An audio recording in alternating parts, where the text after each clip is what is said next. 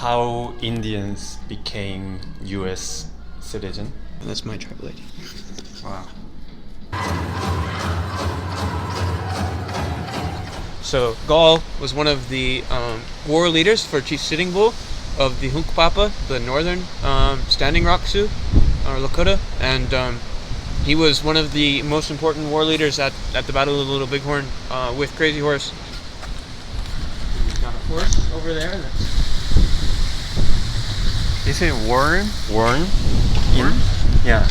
Oh, it's warm. Oh, warm! Yeah, it's warm. Yeah, it's warmer than it is outside. You put a fire in the center and it goes up top. In the traditional one, this would be way up higher, so there wouldn't be a giant hole in the ceiling. Just a little area where smoke could go out. How Indians became U.S. citizen. So, tribes have always had a relationship with the foreign governments, but in 1776, the United States of America declared independence from Britain and took Indian affairs into its own hands. From that date, it would spend almost 150 years at war with the Lakota and other tribes, 500 some tribes across the United States. They declared the end of the Indian Wars with the massacre at Wounded Knee in 1890, at which point all Lakotas became prisoners of war of the United States of America.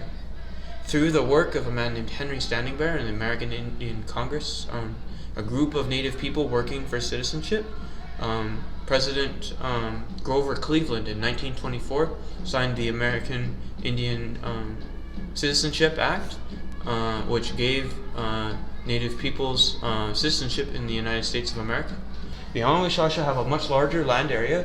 At one time, they were the largest tribe in South Dakota. And that's my tribal ID.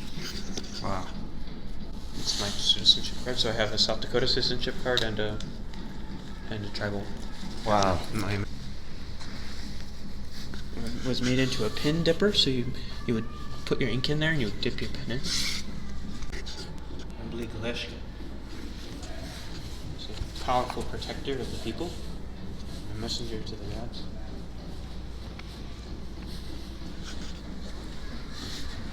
These are chairs. So in a teepee, you would lean these up against, see this like a tripod like that, and then basically you'd lean on it. It's something lean. You don't sit like you do in a modern chair. You just kind of lean. They're huge.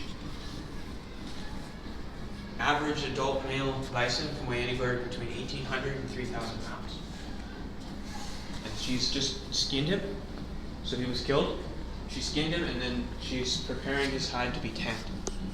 The hair on it.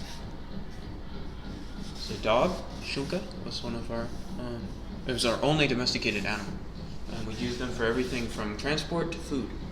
Later, we domesticated horses, and we used them to hunt buffalo and to pull our teepees could get larger, because originally they'd have to be pulled by dogs, but then they could be pulled by horses later. You can kind of see the scene. This is what a traditional village might look like. Along a stream, you'd have some teepees set up, you'd have your horses nearby. The woman he was proposing to, in order to show her and her family how well he could provide for her family, and that he was worthy of this woman being his wife.